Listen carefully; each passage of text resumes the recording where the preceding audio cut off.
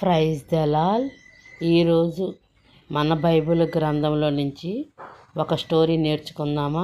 అది ఏమిటంటే, ఒక స్త్రీకి 10 నాణ్యములు ఇవ్వబడ్డాయి అన్నమాట. ఆ 10 నాణ్యములు అంటే ఏమిటో తెలుసా పిల్లలో? ఆ రోజున మోషేకి దేవుడు 10 ఆజ్ఞలు ఇచ్చాడు కదా, దానితో దేవుడు సూచిస్తూ ఉన్నాడు అన్నమాట. ఒక స్త్రీకి వివాహం అయితే 10 నాణ్యములు.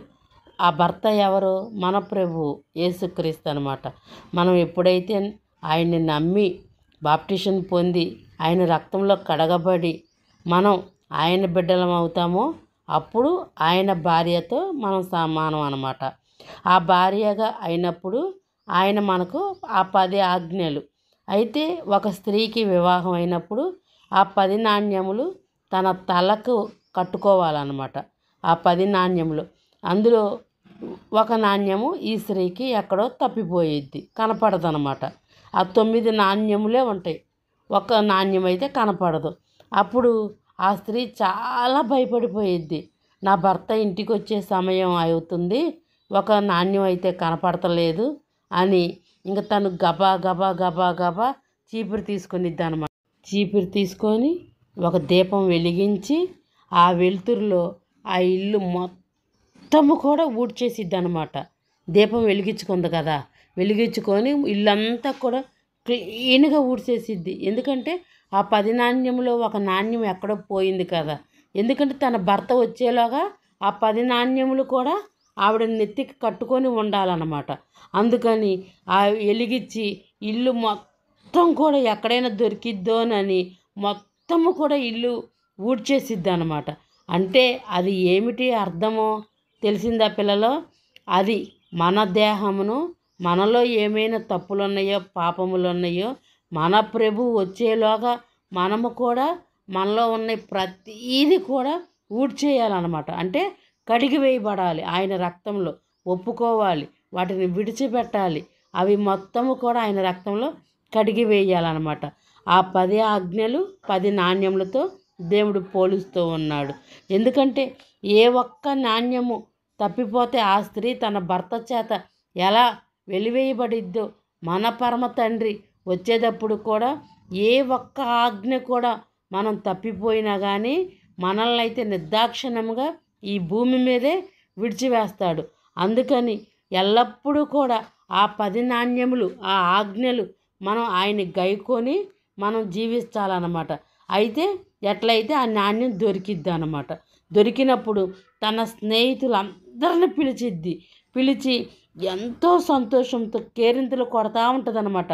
అమ్మయ్య, నా భర్త ఇంక నన్ను విడవడు, నాకు ఈ నాణ్యం దొరికింది అని ఎంత సంతోషంగా కూడా తన స్నేహితులతో అందరితో గొప్పగా చెప్పుకుంటూ దాని యొక్క సారాంశము ఏంటంటే ఆ యొక్క నాణ్యములో ఏ నాణ్యం అయితే పోయిందో అది దొరికినప్పుడు ఆవిడ అంత సంతోషంగా ఉంటుంది కదా. మనము కూడా ఆయన ఆజ్ఞలు గైకొన్నప్పుడు ఈ భూమి మీద అంత సంతోషంగా మనం జీవిస్తాం అన్నమాట. అటువలే ఒక పాపి మారు మనసు పొందు విషయమై దేవుడు దూతల ఎదుట సంతోషము కలుగునని మీతో చెప్పుచున్నాను కదా అన్న దేవుడు చెప్పి ఉన్నారు కదా. ఎందుకంటే ఒక్క పాపి రక్షించబడితే ఆ యొక్క పరలోకంలో దూతల ఎదుట గొప్ప సంతోషంతో విందు జరిగిద్ది అన్నమాట. ఎందుకంటే 100 మంది నీతిమంతులు నశించిపోయినా కానీ ఒక్క పాపి రక్షించబడితే దేవుడికి అంత సంతోషం అన్నమాట. అదే మన మారు మనసు రక్షణ అయ్యి ఉందన్నమాట. ఆ నాణ్యము కలిగి తన భర్త వచ్చినప్పుడు మొదటిగా ఆ యొక్క నాణ్యములే చూస్తాడంట ఆ భర్త. అట్లాగే మన పరమ తండ్రి కూడా రెండవ రాకల్లో వచ్చినప్పుడు ఏమి చూస్తాడు? మనలో నీతిక్రియలు చూస్తాడన్నమాట. ఆ నీతిక్రియలు తనకిష్టమైన విధముగా మనలో ఉంటే మనము ఆయనతో ఉంటాం అన్నమాట.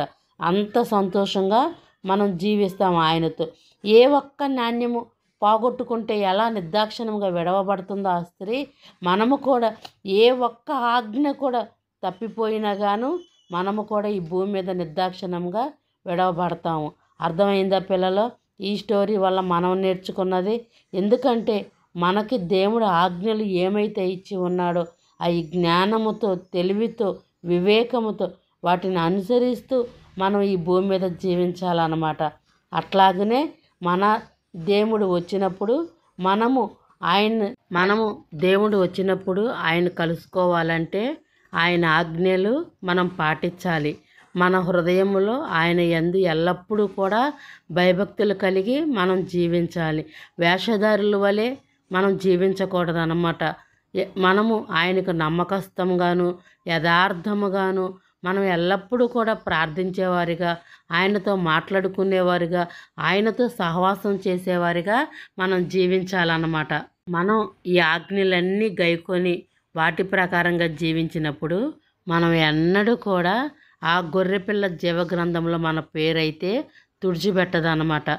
ఎందుకంటే దేవుడు వచ్చినప్పుడు అంతకంటే సంతోషకరమైన విషయం ఈ భూమి మీద కానీ ఎక్కడా కూడా అటువంటి సంతోషకరమైన విషయం లేదనమాట. మనం ఎల్లప్పుడూ కూడా ఆయనతో ఉండటమే గొప్ప భాగ్యము. అర్థమైందా పిల్లలు? ఈ సారాంశము. గాడ్ బ్లెస్ యూ పిల్లలు. God bless you.